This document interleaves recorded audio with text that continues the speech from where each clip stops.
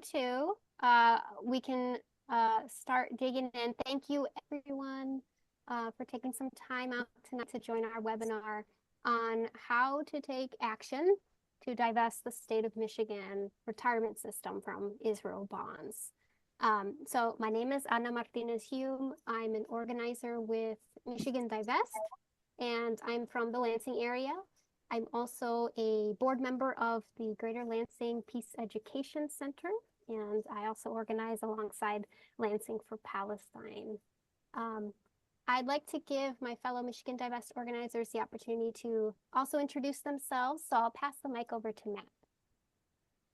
Hi everyone, Matt Clark. I live in Metro Detroit. I'm activist and Palestine solidarity activist, longtime activist with Jewish Voice of Peace and other organizations. I'm an attorney who has represents workers, so has given me some familiarity with public pensions, which has kind of helped for this project.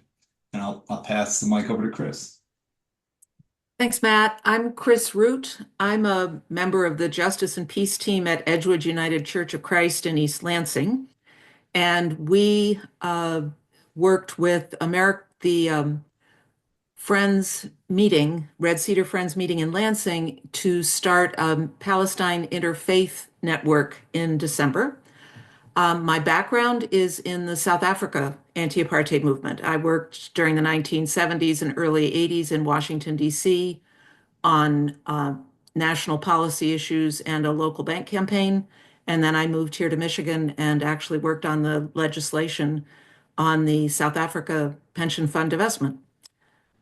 So that's where I come from. Thanks, Chris. Thanks, Matt. I'm hearing that my volume's low. Can you hear me? Can I get some head nods? Maybe I need to hold this closer to my mouth. Is that working now? It's much better. Okay. I'll just hold it like this. It'll look awkward, but whatever. All right.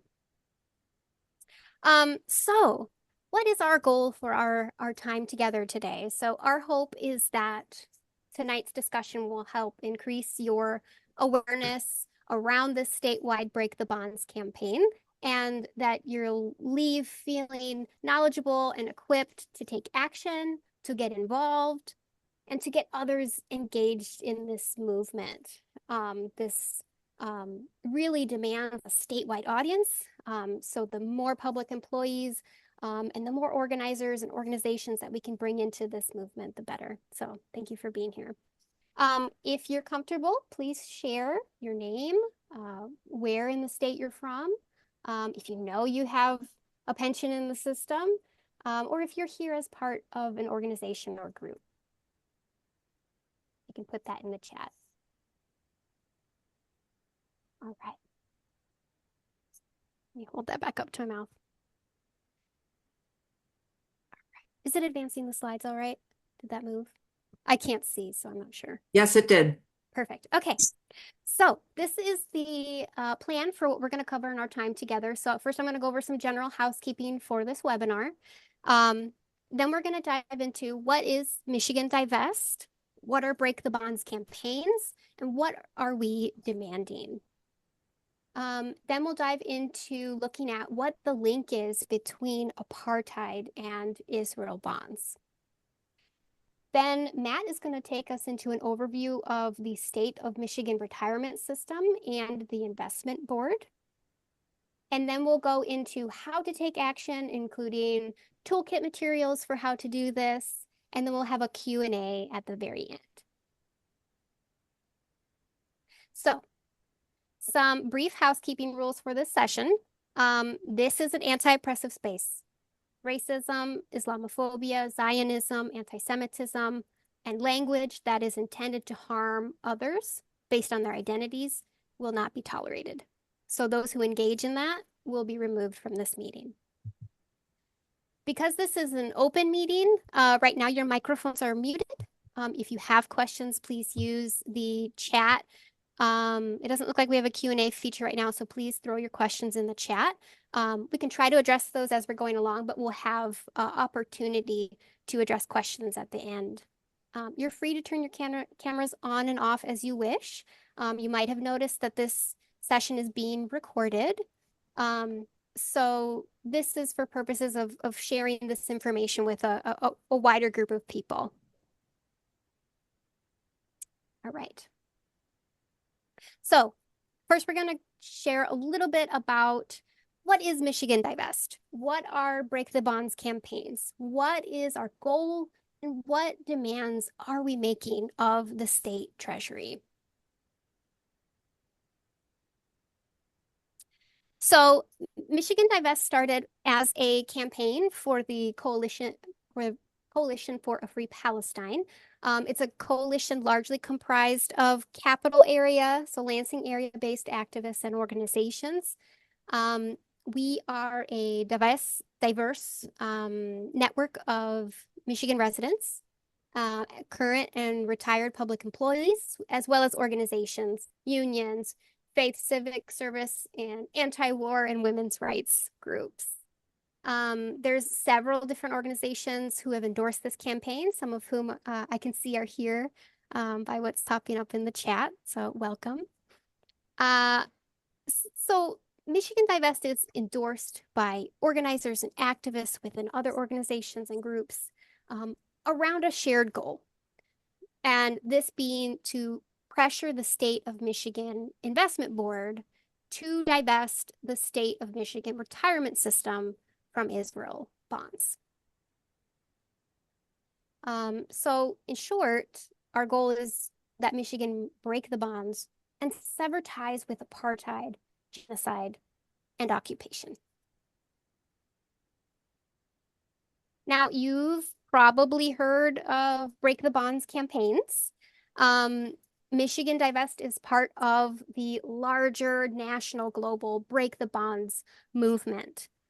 So while U.S. Congress sends billions of dollars every year to support the Israeli military, billions of dollars in funding to Israeli military and government also comes from our own local institutions who invest in Israel bonds. In short, Israel bonds are debts issued directly by the Israeli government to U.S. institutions. These institutions include our local governments, state governments, unions, pension funds, universities, places of worship, among many, many, many others. The larger Break the Bonds movement is championed by several prominent organizations and groups advocating for Palestinian liberation, some of which you see here on the screen. Later on, we're going to lift up some of the recent Break the Bonds campaign struggles and victories that have happened nationwide.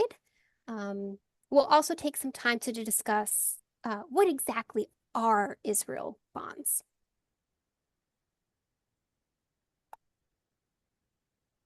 So, why did we start this campaign, and what has Michigan Divest learned about the state of Michigan retirement system? The state of Michigan retirement system, which we're going to refer to as SMRS, SMRS, is investing in genocide of Palestinians and in Israel's system of racial apartheid. So first off, I want to make it known that Israel bonds have long been present in the state of Michigan retirement system for many years. In fact, Israel bonds have long carried an A+ investment rating because Israel has never defaulted on a bond, meaning they've never been unable to pay a bond to the U.S. in its entirety. So over many years, some bonds in the state of Michigan retirement system have been kept until maturity, while others have been traded well before their maturity date. Maturity date is when, or the date when a debt must be repaid in full. So the mechanics of selling Israel bonds out of the retirement system is not new to the Department of Treasury and its chief investment officer. Don't worry, we'll take a deeper dive into who those folks are later. So it is in fact something that they are practicing all the time. So what did Michigan Divest learn? Through a request for assets made through the Freedom of Information Act, or FOIA, we identified the State of Michigan Investment Board, which we're going to call SMIB, currently invests a $10 million Israel bond into the retirement funds of public employees. So you can see that on the screen here, the table at the bottom. Sorry, I'm trying to make my screen a little bit so I can see it. So this information is current as of last month. So this is the only bond that we currently know is active in the state of Michigan retirement system. And it is a $10 million, what's called a Jubilee bond. So it is a 2-year bond.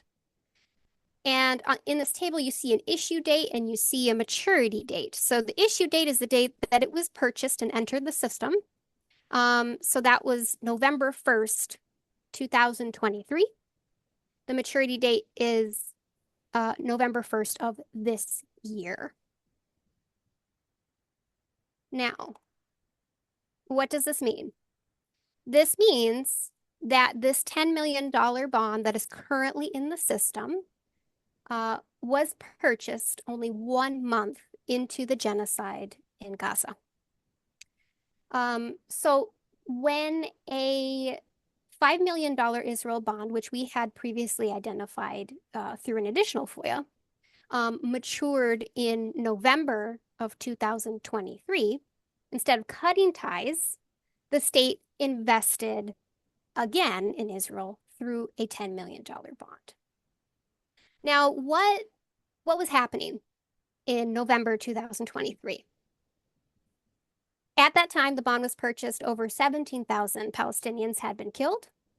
If you recall, Al-Ali Hospital had just been bombed, in which nearly 500 people were killed within seconds.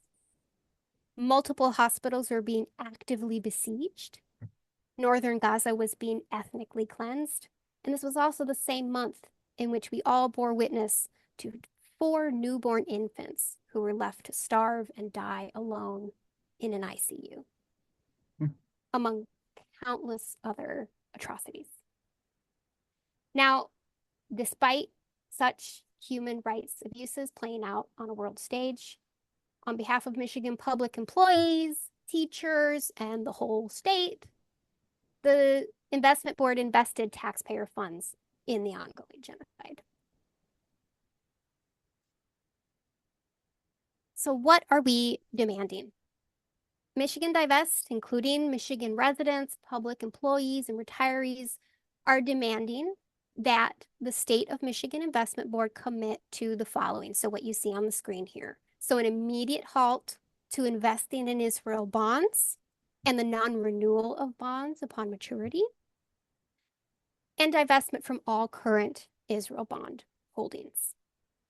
And we'll talk a little bit later. Matt's going to talk a little bit about what this can look like. So Michigan Divest and the Coalition for Free Palestine, along with other folks, first made these demands back in October of last year at one of the State of Michigan Investment Board quarterly meetings. If you haven't been to one of these meetings, these are open to the public and include a public comment portion of the meeting. So Michigan residents, public employees, teachers, and retirees have demanded since then that the retirement system be divested from Israel bonds. The board has not responded to these demands, but we aren't going away. And the movement for divestment is only growing. And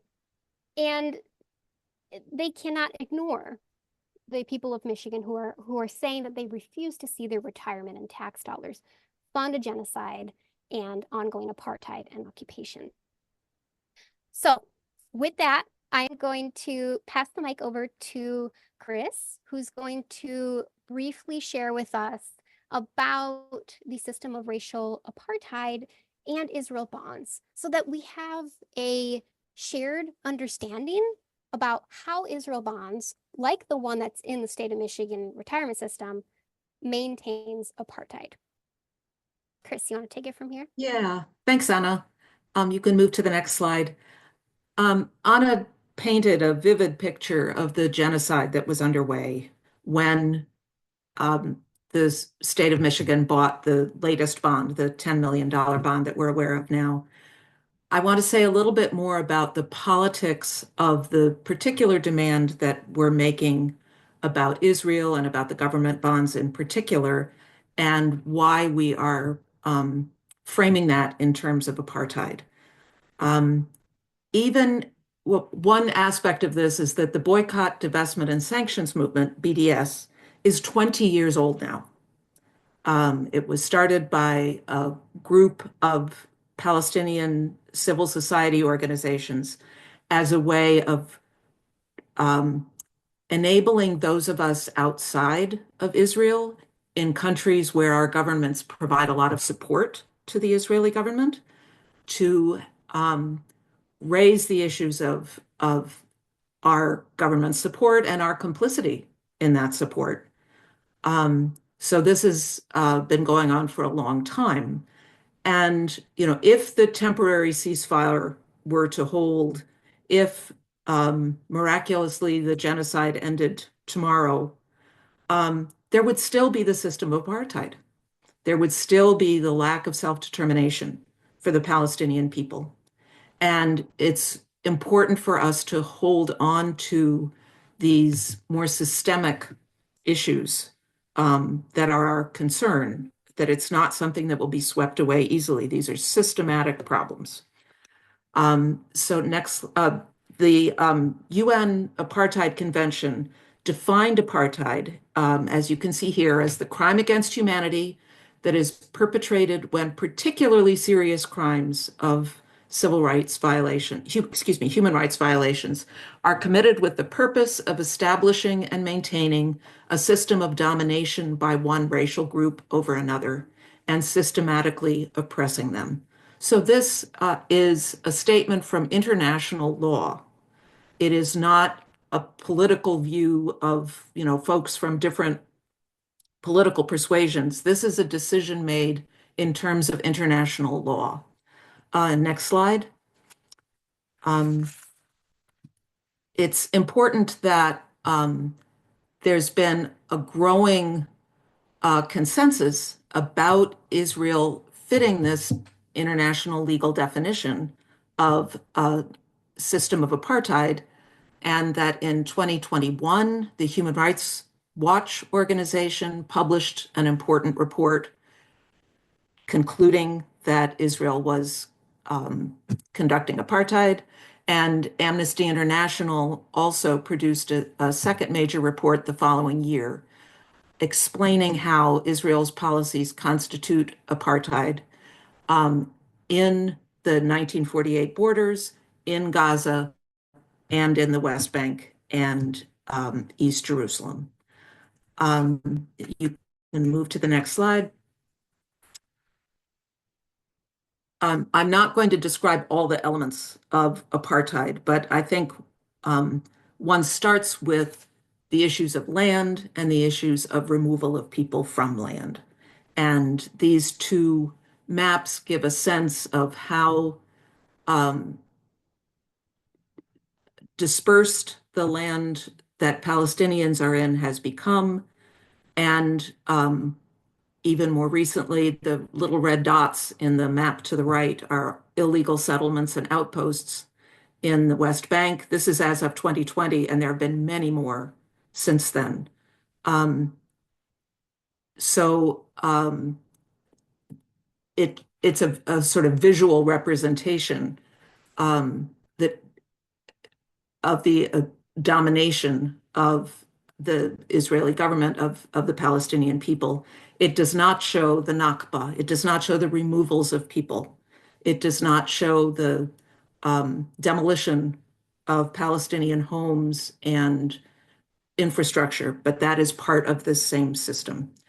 And another element of apartheid is the law that was passed by the Knesset in 2018, the nation state law saying the right to exercise national self-determination in Israel is unique to the Jewish people.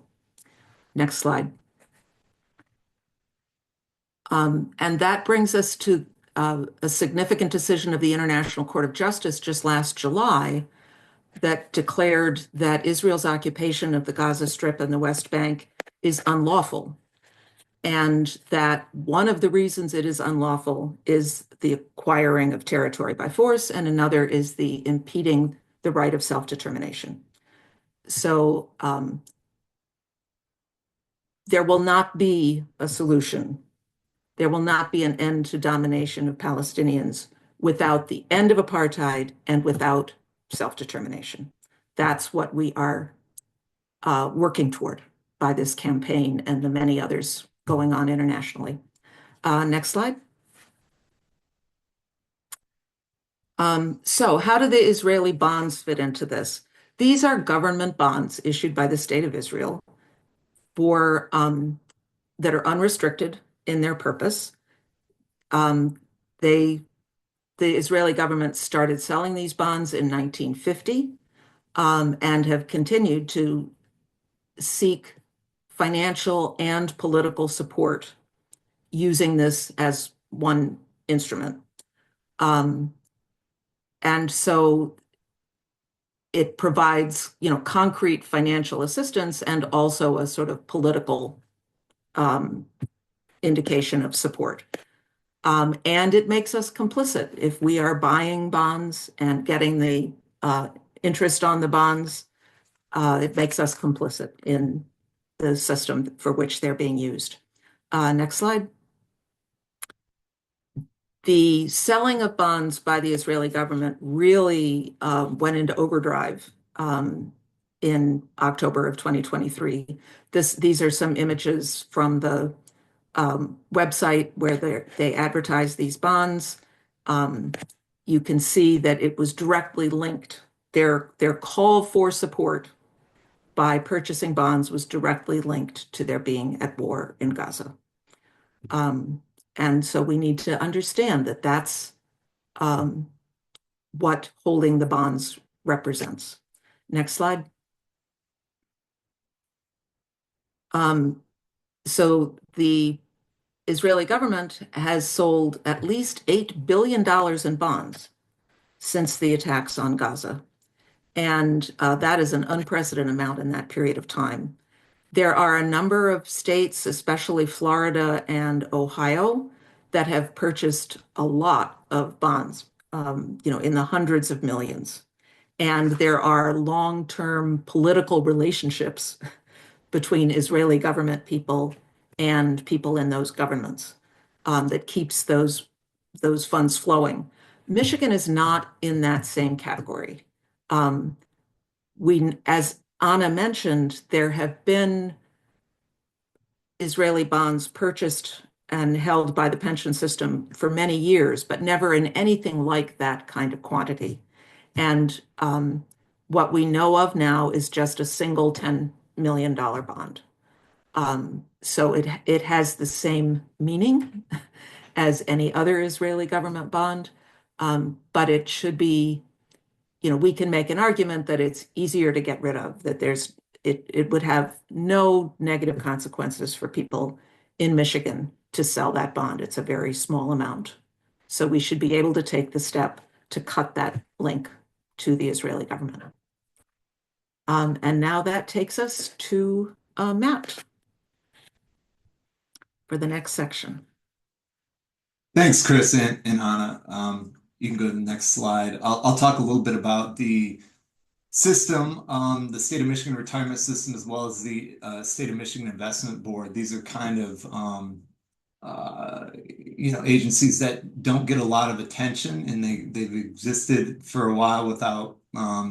They're not used to people showing up to their meetings. For example, the State of Michigan Investment Board is kind of one of these agency or boards that holds these meetings and kind of flies under the radar. They're not particularly interesting to people.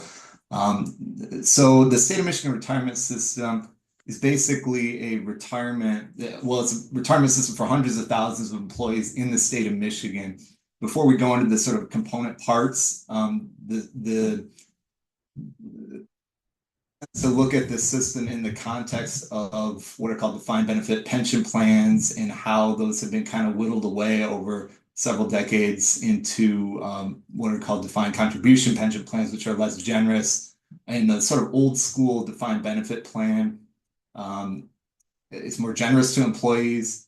They get a defined benefit that is up to the state or whatever the employer. Very often public employers are the ones left that give defined benefits. It's up to the employer to figure out how to pay that benefit to a worker when they retire. Those have been for decades whittled away and either reduced, or employees have been changed into defined contribution plans, where employees are kind of on the hook in investing their money in a 401k or a similar kind of scenario where, who knows, if the stock market does well, then you're doing good. If not, then, well, it is what it is. And it's not the employer's responsibility to give you a good pension. It's up to the market and your own sort of investment. That's the whole kind of idea. But public employers in Michigan, public employees in Michigan of various sorts, not only state employees, but public school teachers, they have defined benefit pensions. So it's a little bit complicated to determine who's in the system, because we have to look, year after year, there have been sort of chips away in the legal system at who is eligible for defined benefit pensions. Employees who are in the system typically know, and we'll get into that. But when we're thinking about who we do our outreach to, it's kind of a difficult to get your head around which teachers are in it and which are not, that kind of thing. But I suppose the most important thing, really, this investment board is investing billions of dollars, actually over $100 billion in the name of the state of Michigan. So this preeminently affects everybody in the state. This investment board is giving public money. It's taking that money, investing it into retirees who are public retirees that serve the public, who are dedicated public servants, teachers, judges, state employees, things of that nature. So anybody in the state really has a say, or should have a say, in how their funds are invested. And if we don't want our funds invested in genocide, we have to raise our voice and make that demand. But it's especially important. I mean, we have been doing our outreach to employees who are directly in this system. I think they speak with a special voice, because it's their funds that are being invested in things like Israel bonds. So who is in the system? The state of Michigan retirement system is made up of 5 component systems, some big and some small. The biggest one by far is the Michigan Public School Employees Retirement System. And that's public school teachers, not only public school teachers, but public school employees.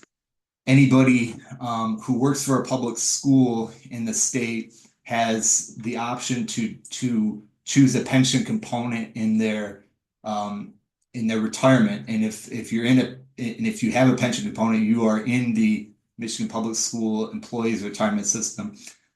Currently has it, well, I say currently, the last reported numbers of financial reports from the end of 2023 show that there's almost 400,000 people in this system. That's public school teachers, public school employees. About a little over 150,000 are active employees, meaning that they're still working, they're not yet receiving a pension.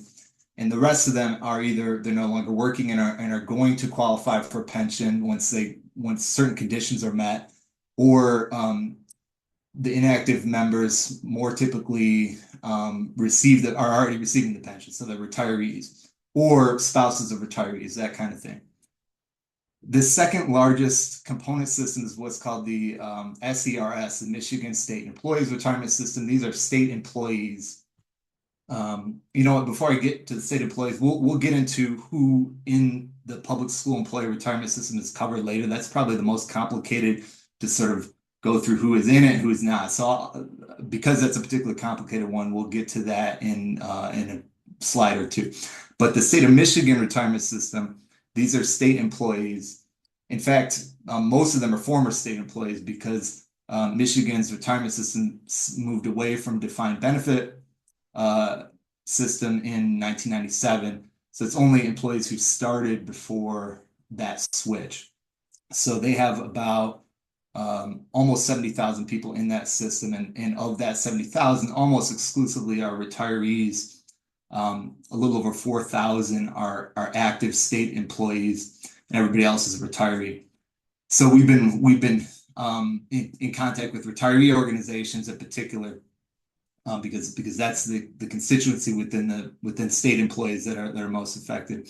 The Michigan judges retirement system is much smaller, and probably, we've actually been trying to find a judge. I mean, I think that'd be really cool if we get a judge at one of our meetings with, you have to call him your honor, that kind of thing.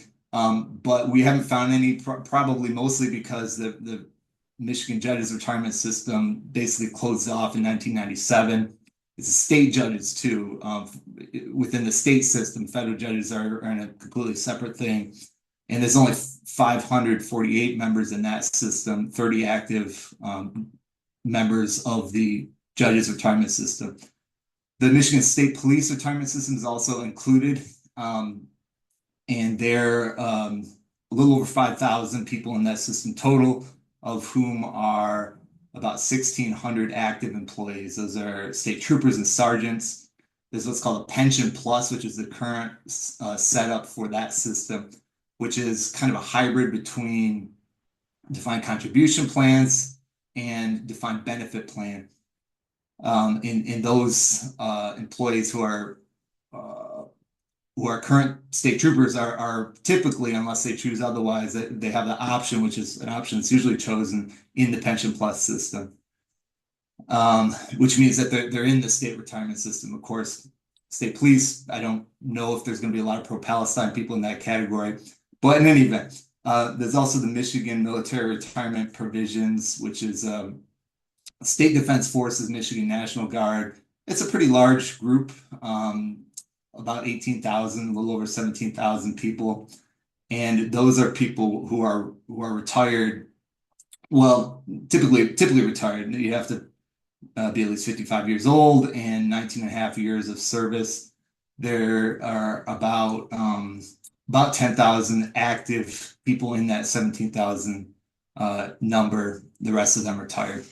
That's an idea of who is in this big group of people in the state of Michigan retirement system. You can go to the next slide. Talk a bit more about the public school employees retirement system. As I said, the largest one, and I think the most able to be active, in particular because teachers, of course, their job is very special. Teachers and public school employees, they're working for education. They're working with children to educate children. People who get into it because they care about education and about children. And the scholasticide that's committed in Gaza, Israel destroying, completely destroying the educational infrastructure, destroying schools, killing children. That has a very powerful effect. And we've had teachers and retired teachers speak about that and make the connection at these meetings, which I think makes a big impression on the board at these meetings. So within MIPSers, they're called MIPSers, the Public School Employees Retirement System. There's traditional school districts, intermediate school districts, as well as public school academies. It gets a little bit complicated, especially with public school academies. And if people do have questions about individual school districts or academies, we can actually look it up. We've got lists of who's actually in the system. But by far the biggest is a traditional school district. We've also got community college employees who are in MIPSers as well. Any publicly funded community college, which I think is just about every community college in the state, employees, faculty members, as well as any other community college employee is eligible to be in MIPSers, to be in the system. And we've actually got, I think I saw him on the chat today, David Soul from AFT Local 2000, which represents Wayne County, Wayne County Community College, one of the largest community colleges in the state. they supported this movement, and they passed a resolution in favor of divestment of the state system from Israel bonds. So good on them, and good on David. And I think that would be a good constituency for this kind of work. There's a lot of community college faculty which tend to be progressive on Palestine, so we've been talking to folks at community colleges to gauge their interest in this kind of work. You can go to the next slide. There are a few libraries. Most libraries in the state are not in the system, but the ones that were originally, or at some point in the distant past, affiliated with school districts are in the system. So that's 9 libraries in the state: Ann Arbor, Bacon Memorial, Flint, Grosse Pointe, Hackley, Kalamazoo, Mount Clemens, Saginaw, and Willard. But from my understanding, only those employees who started while the library was part of the school district are still in the system. So I don't expect that's going to be a large group of people, but it's those libraries are still contributing, which we'll get into in a bit. I mean, the library systems are still contributing funds to MIPSers for employees that are in the system. So even if employees are not, these library employees are not themselves in the system, they or their unions may have a say and may wish to speak on that fact that their employer is contributing to the system.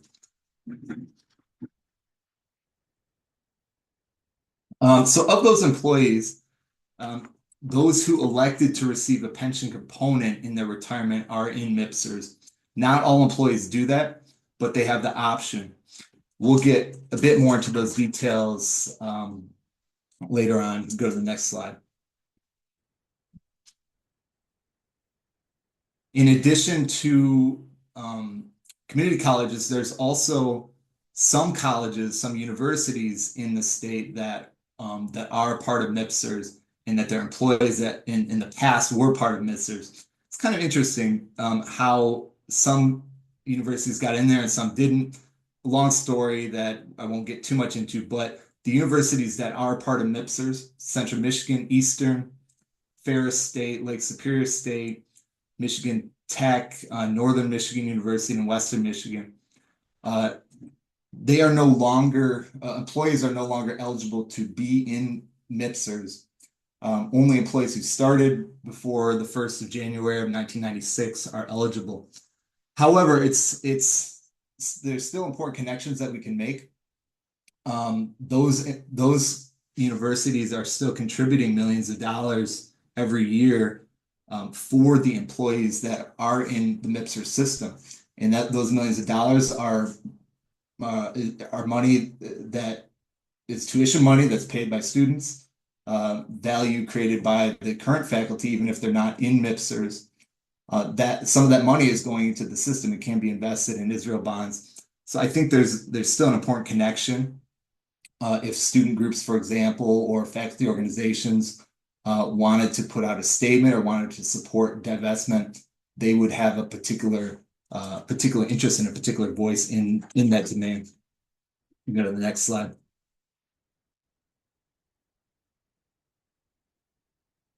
So as I mentioned, employees in MIPSers are those who elected to be in some particular defined benefit plans. If they elected to be in a defined contribution plan, they're not in the system. And how it worked is employees before 1990 were automatically in a sort of traditional defined benefits plan. There was a slightly different and reduced plan that was offered after that, but still defined benefit plan up through 2010. The plans that current teachers are probably more familiar with are the Pension Plus plan and the Pension Plus 2 plan. The Pension Plus was offered between 2010 and the beginning of 2018, and then the Pension Plus 2 plan, which was after 2018 up until the present. Those are hybrid plans, so there's a pension component, and there's also a defined contribution component. But the important thing is that those teachers who are in Pension Plus or Pension Plus 2 are still in the system. They still have money in the state of Michigan retirement system. You can go to the next slide. So, who are we organizing? As I mentioned, anyone in the state of Michigan has a right and should be able to speak out about how our investments are being made in our name with our money. These are tax dollars, both as state taxpayers, as members of the public, as well as people who pay taxes to school districts where we live, in libraries and things of that nature. So really anyone in the state of Michigan is affected by this and can speak out on it. Employees in the state retirement system, we're talking active employees, retirees, spouses of employees. It's their money that's being invested here. In addition, that we can think about school boards, organizational leaders who have some level of management authority or public accountability for schools, and we've seen in the ceasefire movement where local governments were urged to pass ceasefires in the state of Michigan, for example. I think it was Ann Arbor Public Schools, the school district that passed, and a few other school districts in the state that passed ceasefire resolutions. Something similar could happen here, and with particular relevance because those school districts, that money which is being sent by the school and money that is being value that's being created by school district employees is being invested in the state system. And we can even think about other organizational leaders. There's really no end to sort of connections we can think about if we're talking about school administrators who are pro-Palestine, or community college boards, things like that. Those type of folks can have particular weight when they're making when they're making divestment demands. We've also got retiree organizations. As we mentioned, the state employees in particular are very retiree heavy in terms of those who are in the system. There's what's called the State Employee Retirement Association. I think that's what the acronym for SARA is. There are groups of retirees, of state retirees that are divided up into districts all over the state.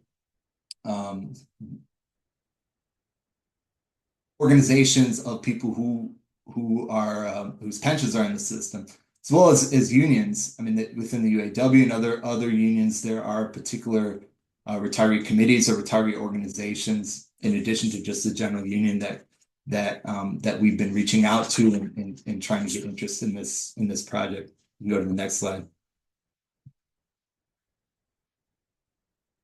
Some of the relevant unions are, as we mentioned, AFT Local 2000, which a few months ago did that great work of passing a resolution in favor of divestment of the state system from Israel bonds. That's the Wayne County Community faculty. There's a lot of autonomy within local unions, and those mechanics. I mean, we can work with union activists or union members about how your local might be able to do this. Basically, if it's the executive board of the local, it doesn't have to go all the way to Sean Fain or anything like that. It can just be who's in charge of the local. They have autonomy to pass resolutions. So it can be fairly administratively simple if people within the local are on board, or local leadership is on board, or the rank and file is on board. There's teacher and faculty unions. There's non-teacher unions for admin and other staff, as well as the state employees, state level unions as well. There have been even at the higher level recently. Teacher unions and other unions, the National Education Association, the UAW, SEIU, and other unions back in November 2024 made a call for the end of U.S. military funding to Israel. Really unprecedented that union leadership on the national level is making that demand. And I think that gives us particularly ripe territory for the state level unions. For example, the MEA, Michigan Education Association, is the state affiliate of the NEA. Other unions that represent employees that are part of the system is the AFT, American Federation of Teachers, the MEA, as I mentioned, Michigan Education Association, SEIU. There's a local, I think 517, there's a local that represents state employees, as well as the UAW Local 6000, which represents state employees. AAUP represents some faculty at various community colleges, and I think some of the universities that we talked about. University students, of course, as we talked about, are another constituency, particularly at those universities that are part of the system, that are part of MIPSers. It's their tuition money that is being put into this system, and faculty, even those not in the system, are generating the wealth that's being invested in the system on behalf of those employees that are in MIPSers. You can go to the next slide.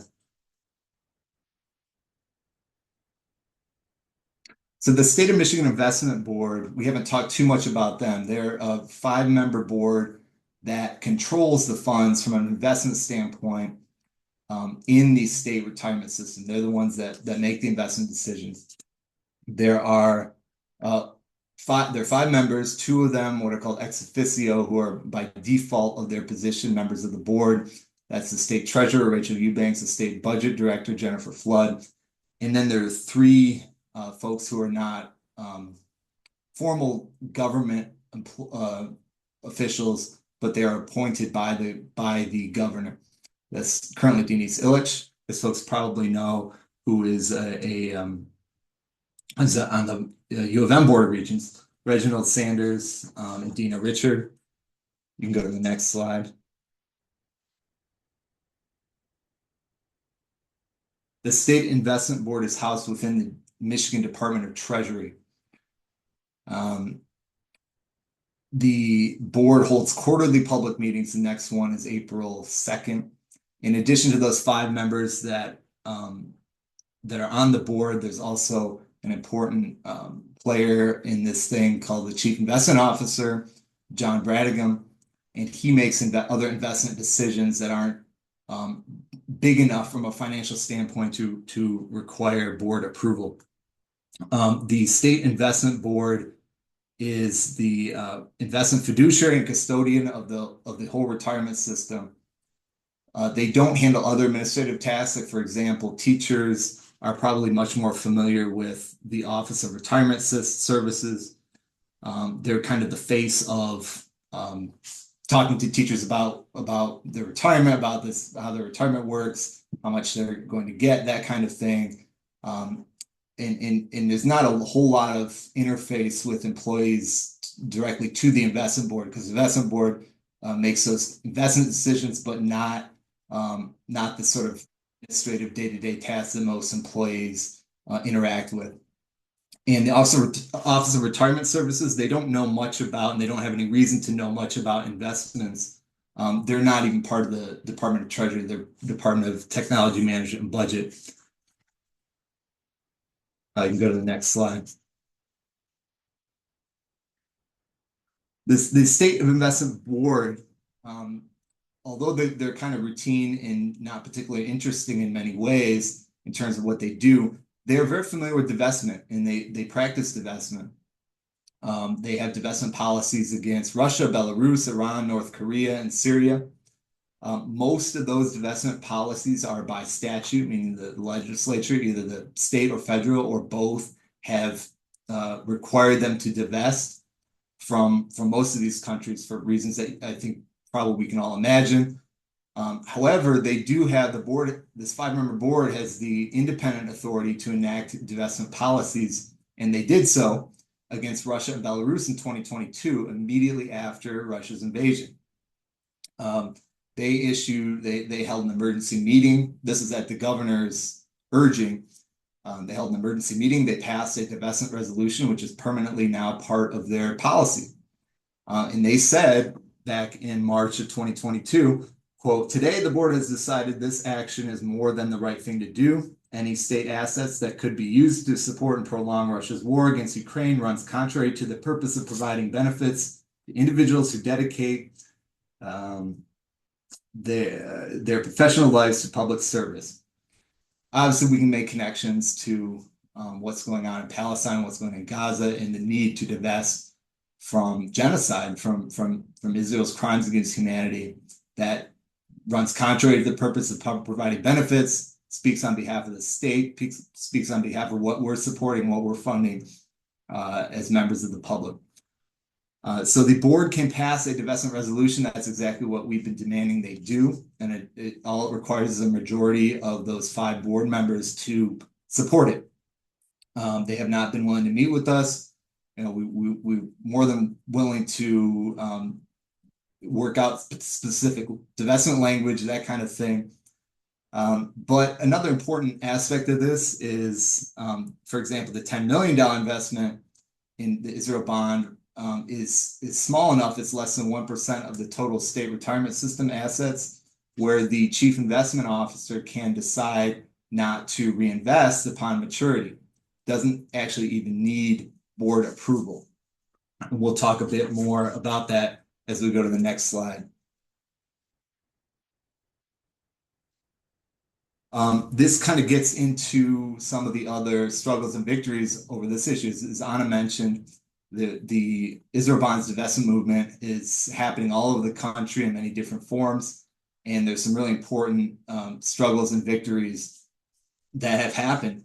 Right to our south, actually, in Ohio, there's 3 important victories that happened in the past 2 months, and actually the past 2 weeks. Cuyahoga County, which is where Cleveland is, in February of this year, so this month, the beginning of this month, the county, which one of the earliest Israel Bonds divestment movements after October 7th was in Cuyahoga County. After many months of work by people on the ground, the county decided not to reinvest its $3 million bond that is maturing in March of this year. Now that's 3 million of 16 million that they hold. So it's not a full divestment. It's not a divestment policy or a resolution or anything like that. But they simply said, of course, in response to all this pressure, we believe that they're just not going to renew it. They're not going to reinvest it upon maturity of that bond. So it's a victory. It's not a total victory, and there's ways to go. There's room to move forward, but it's a very important victory. Similar thing happened in Summit County, Ohio, this month, where there was a $1 million Israel bond that the county decided that they were not going to reinvest. I think the earliest bond non-reinvestment victory was in Lucas County, which is where, just south of us in Toledo, or just south of me rather, where the county decided not to reinvest $1.5 million when an Israel bond matured in September 2024. There's plenty of other places that money can be reinvested in that is not supporting human rights abuses or genocide. So that's the idea. And interestingly enough, even Louisiana, which is a very red state, of course, they have chosen not to reinvest $5 million in Israel bonds. It's $5 million out of the $40 million that they hold, but they are not reinvesting that, and they're not repurchasing an Israel bond.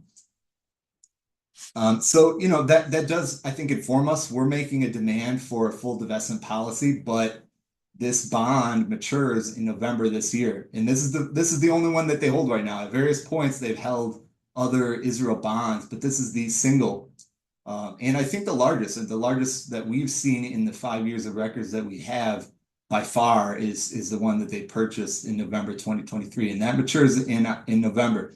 And if they decide not to reinvest that, well, that's what they need to decide to do, and that's what we're pushing for, in addition to just a full divestment policy. Palm Beach County is kind of a different animal in terms of their Israel bond situation. They're the world's largest holder of Israel bonds. They purchased $700 million in Israel bonds, much of which was purchased after October 7th of 2023. One of these county executive types that wants to show how much he loves Israel, that kind of thing. And their action is being challenged in court as unlawful. And in that case, there was such a high percentage of their assets that were invested in Israel bonds, which is a risky investment. They've been downgraded, that kind of thing. And nor did the county go through the proper channels of approval for that gigantic purchase. So their Israel bonds purchase is being challenged in court. I don't think that's something we can do here. It's a very different situation. It's just $10 million, just a lot of money, but it's not 700 million, nor does it exceed that threshold that even requires board approval. All right, you can go to the next slide.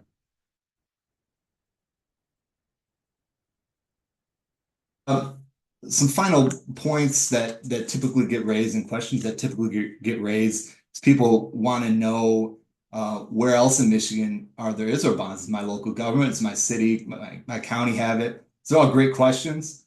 And the reason we went over that we're going after the state fund is because we haven't found any local governments that do hold Israel bonds. And I think the reason for that is there's under Michigan law, it's called Public Act 20 of 1943, there's severe restrictions on local governments from investing in any international bonds. And that's a different situation from somewhere like Ohio or Florida, where there are not those same restrictions, where these local government officials can sort of, thump their chests and show how much they support Israel. It's a lot more difficult for local governments to invest in Israel bonds here. I don't know if it's impossible. If you really want to get creative, there may be ways to sort of finagle it, but it is a lot more difficult. And we have not found any local governments that are invested in Israel bonds, and that's why the state is a target. The other question that commonly gets raised is whether Michigan's anti-BDS law poses any sort of challenge, and it does not. Michigan has what's called an anti-BDS law, which is largely bluster. Doesn't have a whole lot of actual force to it. It's kind of intended to intimidate people and to get them to back off from their BDS efforts. Michigan's anti-BDS law requires that the state provide in its contracts for goods and services that the contractor with which it contracts will agree not to boycott Israel. This is nothing like that case. This is nothing like that kind of scenario. We're not dealing with the contractor of the state of Michigan or anything like that. We're dealing with the state retirement system investing in what it can invest in and what it should divest from, and that is not covered by the much narrower anti-BDS law. And that's all I've got. Thank you very much. We'll talk a little bit more about how to take action. Anna, is that you?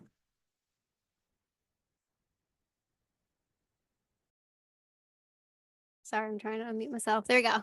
Thanks, Matt. That was great. So that was a fire hose of information. Recognize that.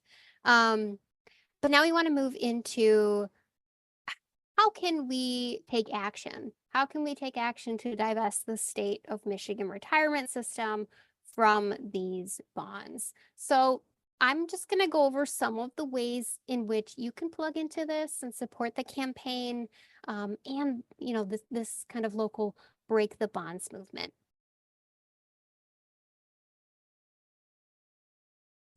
So first, attend the State of Michigan Investment Board meetings. Like Matt said, these happen quarterly. So the first one was in January, which was it was supposed to happen in December, but they shifted it out, if some of you recall. So the next State of Michigan Investment Board quarterly meeting will be April 2nd. They are at 9:30 in the morning in Lansing. So Heritage Hall is just around the other side of the front of the Capitol. So it's right next to the Capitol building, if you're familiar with Lansing.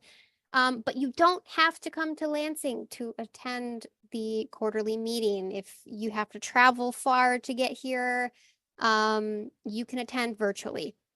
So they make the quarterly meetings accessible via Microsoft Teams. So there's always a Teams link in the meeting agenda, which they usually post, I don't know, a week or so before the meeting.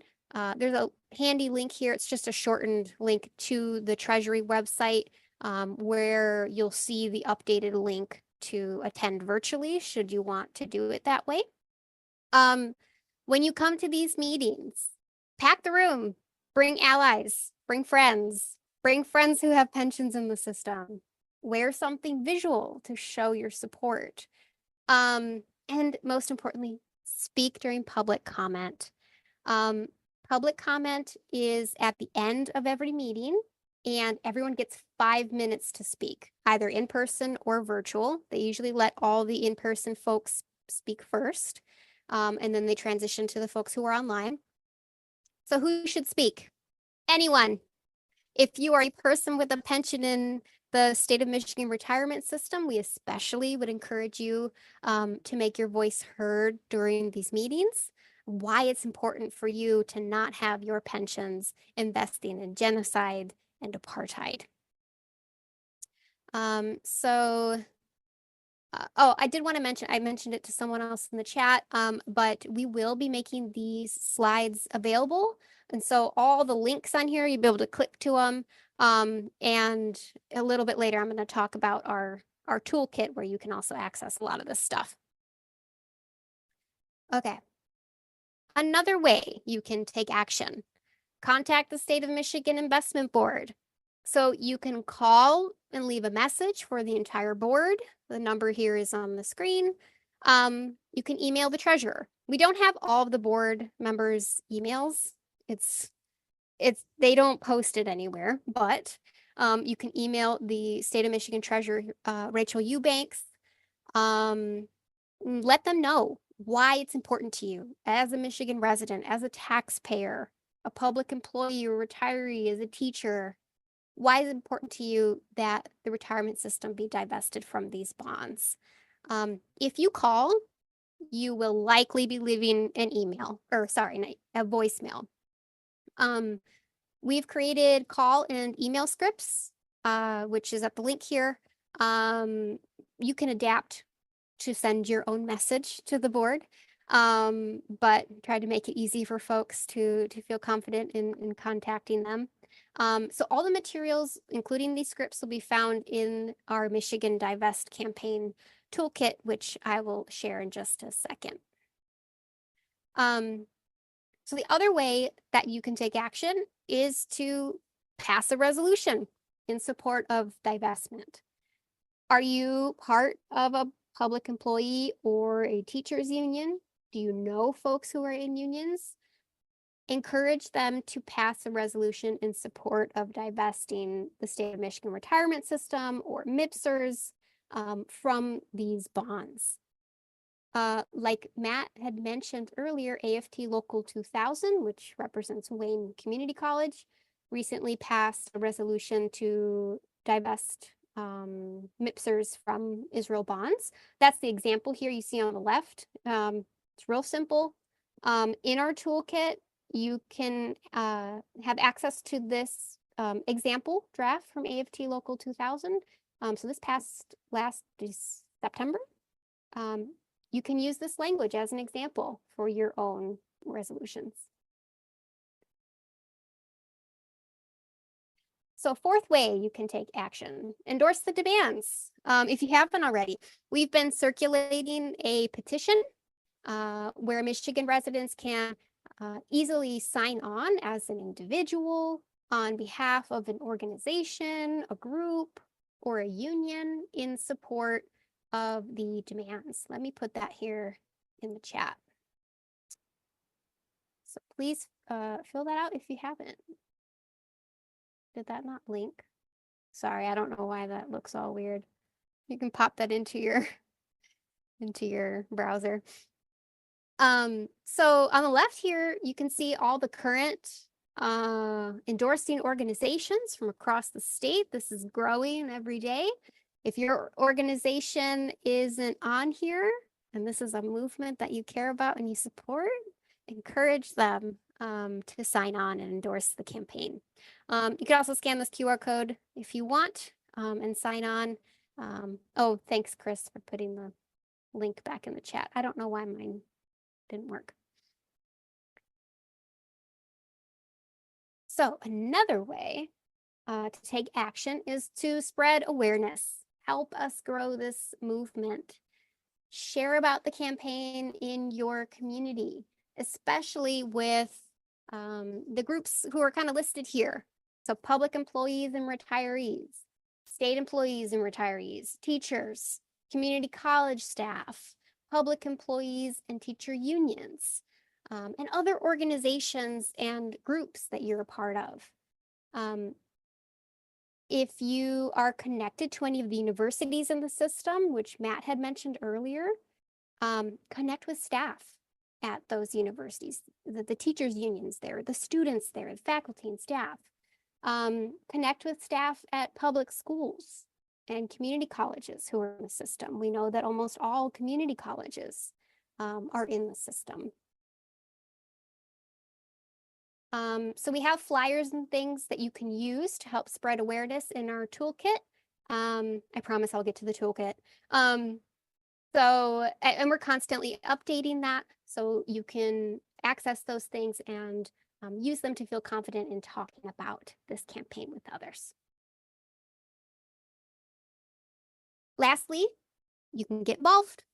You can sign up to receive regular email updates from the Michigan Divest campaign. The emails are coming from the Coalition for a Free Palestine. So if you see that email, that's us. You can also sign up on there to get further involved if you're interested. Let me put that in the chat. Oh, I did it again. Chris, if you could put that link in the chat. It's not linking. Sorry about that, folks. Or you could scan the QR code here on the screen if you want. Now, this toolkit that I've been talking about. So our Michigan Divest toolkit is kind of a packet of information that you can use to spread awareness about the campaign with others. So it has everything in it that you'd need to share about the campaign and gain a better understanding and background in what we're demanding. So here's what's inside. So we have some background and talking points about the campaign, which is kind of in a nutshell, what we went over today, but in a more condensed form. We also have some flyers in there you can print or email, share wherever. We have call and email scripts for contacting the State of Michigan Investment Board and the treasurer. We also have a document in there on background about each of the investment board members, things that they care about. And if you remember, several of the board members were, well, maybe we didn't mention this, but so the board divested from Russia and Belarus in 2022, but not every member that's currently part of the board was part of that vote. So it's only 3 of them who are currently serving on the board that were part of that unanimous vote. So there's information in there about who of those 3 were the ones who voted in support of divestment. There's also the example divestment resolution from AFT Local 2000 in there, which you can use to model your own resolutions. And then in addition, we are including the State of Michigan Retirement System Israel Bond Asset Holdings. So these are 2 documents that list the assets that we received when we completed our FOIA application. So in case you want to do a little digging on what's in there, feel free. All right, let me make sure to put the toolkit link in the chat if it works. Oh, that one worked. Perfect. So that's going to open up a Google Doc or Google Drive folder where you'll be able to download all of these documents. So with that, we have about 20-ish minutes left, and we want to dive into what questions do you have? So for the remainder of our time, we'll try to answer as many questions as you have, either in the chat. It looks like we don't have a Q&A, but we could also try to, I don't know, do we want to explore just like unmuting folks? Would that be preferred? That sounds good. Adam Shapiro just raised his hand. Sure. How do And I? I'll find him. And Oh yeah, maybe Sam, you have to do it. I'm not sure. uh, I think Yeah, that works. Hey there, how are you? Great. good to see you. Thank you. So I'm not going to ask a question. I'm just going to, if you give me 2 minutes, I can offer a little bit more information about Israel bonds based on the work that I've done, which maybe will help for folks on the call. My name is Adam Shapiro. I was the founder of the International Solidarity Movement in Palestine. I've worked in various capacities related to Palestine. And a couple of years ago, I did research on Israel bonds for an organization called Dawn, and actually submitted a referral to the Department of Justice of Israel Bonds and Development Corporation of Israel, referring them as a foreign agent, which had the DOJ approved it, would have required Israel Bonds to not only register as a foreign agent, it most likely would have meant that they would have to stop selling bonds here in the United States. I can tell you that that still sits with the DOJ, and that last year when the Biden administration had imposed sanctions, we actually did get the Treasury Department to start an investigation of Israel bonds on various elements, including providing funds to support settler violence, which is what the sanctions that the Biden administration had put into effect were about. But I want to just explain quickly about how Israel bonds works, so that if you're talking to folks and trying to explain why Michigan shouldn't be investing in Israel bonds, or anybody should be investing in Israel bonds, and you're not satisfied with just saying because it supports genocide and apartheid, which is a very good reason. Those are very good reasons not to support Israel bonds. But if people want to have a better understanding, or more sophisticated understanding about this, the way it works is this. The money that the state of Israel raises from Israel bonds, when the bonds are sold, that money goes into the general budget of the state of Israel. And that money, when budgets are set at the beginning of a year, or whenever the budget gets set for the Israeli government, this money isn't calculated because they don't know in any given year how much in terms of bond sales they're going to earn. They estimate, they have an idea, but as was presented during this call, since October 7th, 2023, they've sold $8 billion worth of bonds, which far surpasses any regular year of bond sales. The Israeli government, when they have cabinet meeting, different kinds of meetings, the finance committee meets in the Knesset, they review the books. And whenever there's excess money on the books, which often comes from these bond sales, the Knesset Finance Committee, what it does is it takes a portion of those funds and gives them to what's called the Settlements Division. The Settlements Division is actually controlled by, on one hand, the World Zionist Organization, and on the other hand, directly by the Prime Minister's office.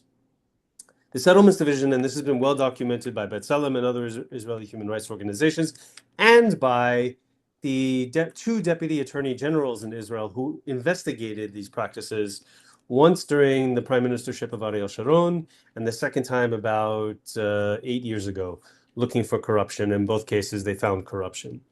Ultimately, what happens is the Settlements Division is basically a black hole. The money goes in there. There's no accounting for it in terms of an audit or any kind of accounting on the Israeli government's budget books. And that money then is used to turn these what are called illegal outposts into settlements. Settlements are also illegal, but in Israeli parlance, the outposts, the Israeli government also considers sort of illegal, although they don't do anything about it for the most part. Settlements, they don't consider illegal. And so what happens is the money that goes to settlements division gets used to build roads. It gets used to connect the electricity grid, the water, system, sewage, all the infrastructure that's needed, security, things like that, to make these outposts either part of settlements, existing settlements, thereby expanding the settlements, or new settlements entirely. And that is kind of like how the sausage gets made to turn your taxpayer money into these illegal settlements across the occupied territories. You can think of it in a very simple way, which is if we think of money laundering as taking money gained from illicit activity and then laundered in a way to make it clean and legal. This system that the Israelis are running with the Israel bonds is effectively, and the settlements division is effectively money laundering in reverse.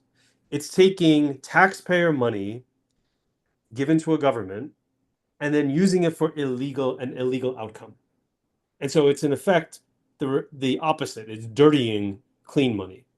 And when I explained, I gave a presentation along these lines to the Treasury Department officials who were working on sanctions. And I can tell you that these are folks who don't normally work on Israel. They normally work on places like, North Korea, Russia, some of the places you named before, even, places where drug cartels are functioning. And they immediately understood that this was what I described, basically money laundering in reverse. And that's what prompted them to start looking into it and trying to investigate how to penalize it according to the sanctions. So I'm happy to talk to anyone about this process, share my research, share the documentation I've done. I've given my email to you folks, so you can reach out to me anytime and share this with you. But there's an easy way to explain this to ordinary folks to take them away from the sort of the politicization of these big words like apartheid and genocide and things like that, that maybe people are sort of shying away from for whatever reasons these days. They don't want to be called anti-Semitic. This is a way to explain it, to make it clear as day how your money is being used for illegal activity. Thanks. Thank you very much, Adam. Thank you for your work on this. I did want to mention Mohammed had a question in the chat. Do you think the lawsuit in Florida has grounds? I know I'm kind of jumping around here, and then but I was reading Mohammed's question about whether the lawsuit in Florida has grounds. Could it open the door to a different route? It is kind of a different beast because it's 700 million is so much more. And in Florida, they've sued under the state of Florida's fiduciary duty laws regarding fiduciary duties, investment standards.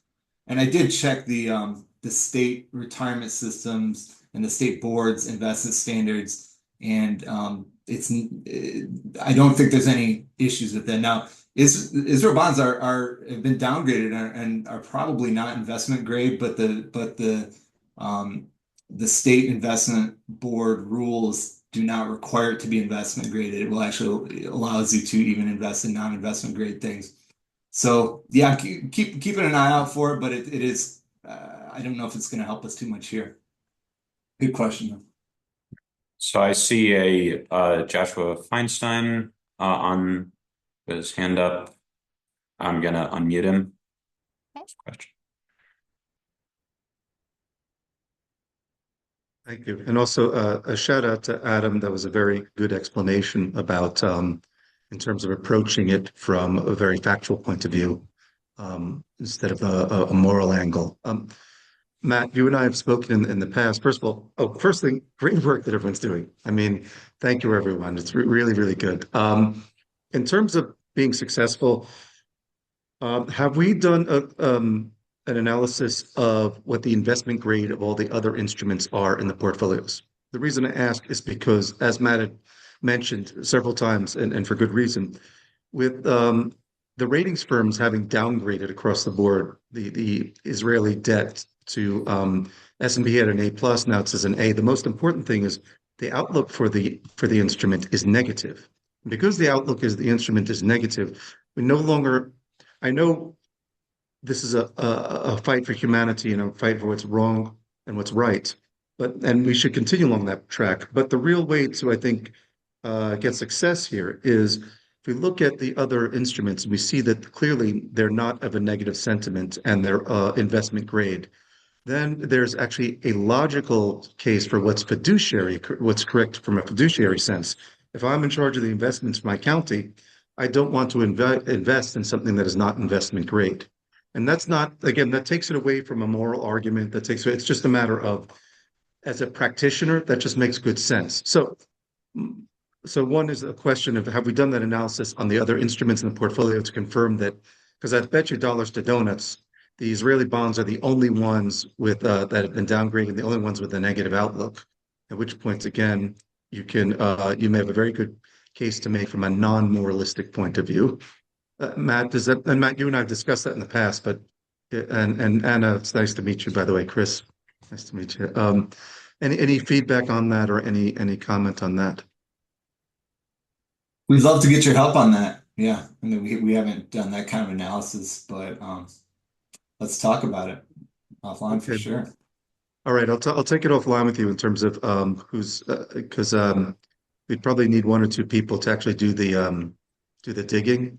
If they do the digging, I can easily give, either Adam or I could easily give the feedback of, hey, you've got a real good case here, or oh, again, if there does turn out that there's no other ones that are in the negative sphere and it's headed for junk, again, I would, behind closed doors, I wouldn't even approach it from what is right or wrong. I would just approach it from the idea of, this isn't Monte Carlo. It's not a casino. Let's invest in things that are investment grade. And at the end of the day, it puts them on the back foot because it's going to be hard to justify keeping investments that are not sound. So I more to think come, I guess. I think that's a really astute comment that you made, Joshua, just because, how we've engaged with folks thus far, we've really beaten over the head the moral argument for divestment. But I think something that Matt lifted up that was really important is the role of the chief investment officer.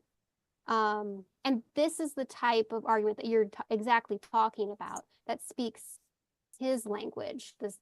I'm blanking on how to say his last name, John Brodigan. Is that how you say it, Matt? Okay. Within him, everything else is right. Oh, gotcha. Brodigan. I think. Yeah. So I mean, I would love to explore that angle. One other, and this part is not factual, it's my guess. Standard & Poor's is my alma mater. I worked there for 15 years. I can't imagine the amount of pressure that they were under from the Zionists to not downgrade. The fact that they did downgrade means that they looked at the books and they looked at, they even put the geopolitical risks have made it untenable to keep it at an A+. I mean, that's powerful. I mean, that's the idea. At the end of the day, regardless of how many Zionists are out there, people have to eventually, look at their wallets. So there's an avenue. No matter how much pressure they'll get from Zionist money, there's an avenue. Anyway, more to come, I guess. It would be really great for somebody to make this argument at the April 2nd investment board meeting. It's funny. I think 5 minutes. I think it's the kind of argument one wants to make, not with bravado. I don't think so. We're beating them up about the idea of how inhumane it is. I think this is the kind of thing where I don't know this is John's last name. It's the kind of thing where Matt or Anna or Chris or myself just get a couple of minutes, a cup of coffee, and just say, look, let's just look at the dollars and cents, And even if he has a rebuttal, it will already seed in his mind, holy shit, I'm a chief investment officer and I'm actually condoning, junk bonds. That's, it gets to the root. It's anathema to actually what they do for a living. So I think to actually get up there and actually preach it, I think will immediately put them on the back foot and be like, well, you have to understand that. But if you speak one-on-one and put the moral argument away, and like Anna said, speaking his language, you'll get a lot of traction there. It will plant a seed. Because at the end of the day, the investors do not want to be associated with losing investments. So. Thank you so much, Jeff. We should definitely talk more about it. Thank you. Look at I was trying to make a laundry list of the questions. I think some of these things might have been answered. I'm just kind of scrolling back up. Realize we only have about 5 minutes left. But someone mentioned wanting to hear more about which which union reps which unions rep these employees. So I think we had a slide that included some of this. I don't know, Matt, if that was a comprehensive list or if there might be some things that aren't on there. Yeah, let me post the state provides a list of their collective bargaining agreements, which I'll post right now, that lists all the unions that represent state employees. For teacher unions, I mean, that would be a gigantic research project. I think probably the easiest thing to do would be to look at, wherever you are, if you have a particular school district or community college in mind. These are public entities, so it's pretty easy. You can search for the collective bargaining agreements, and it would quite easily show which union represents employees at the entity that you're looking at. And if you need help with that and want to look up particular things, happy to do that. Great. Thanks, Matt. Let's see here. We talked about Florida. Let's see. Sorry, I'm trying to scroll through. Mark had a question about Oh, yeah. Oh, I just saw there's one in the chat now. Okay. Have you all looked into MERS at all to see if they have any Israel bonds? So that's the Municipal Employees Retirement System. This is the retirement system that would likely manage like city employees. MERS, as far as I know, manages about 80 or so % of the employee retirements within municipalities. But I think, Matt, I'm not sure if you had luck even foiling systems that were in MERS. Is that right? Yeah, I have not looked. I've thought about looking, but haven't done it. So those are good questions. They may be subject to the restrictions of Public Act 20 that restrict international bonds, but I don't know. So that's a good question. Yeah, that we have not looked into. Okay. Have you looked into the Michigan Israel Business Accelerator? In terms of, I guess I'm not sure. Like in terms of if there's bonds in it? I'm not sure. So the NEBA, I get their newsletters because I want to know what they're up to. It's really hard to hold your gag reflex when you're reading these things. So they're funded by what is it? Mark, do you want to speak on this? I think you put the question in. Let's see. You're muted here. There Sorry. we go. Yeah, I gotta unmute them. There we go. Hey, Mark, I can't hear you.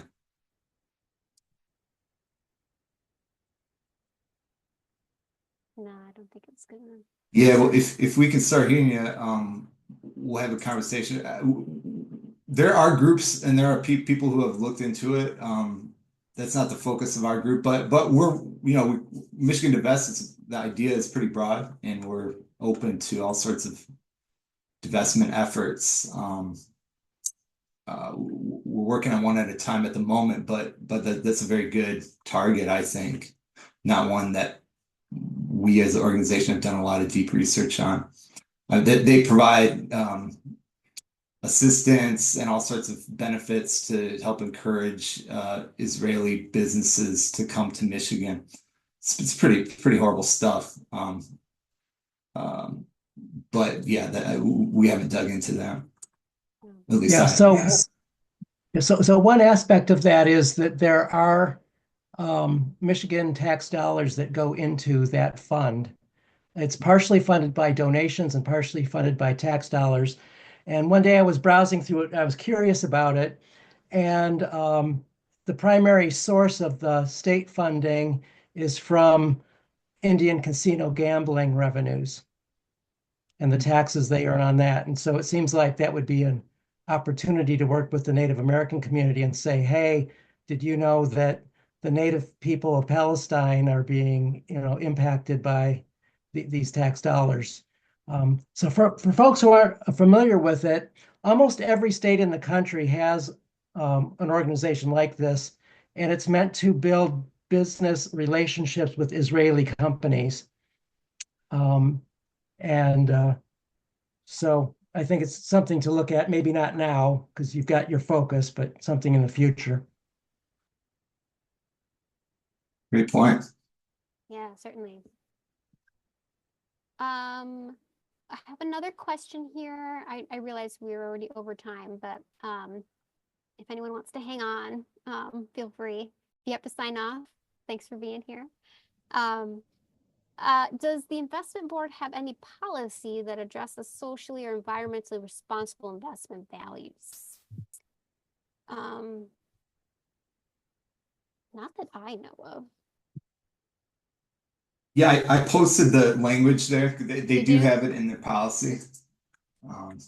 We could probably quote that back to them at a meeting and say, hey, is this socially responsible? Yeah, it's a good point. Okay.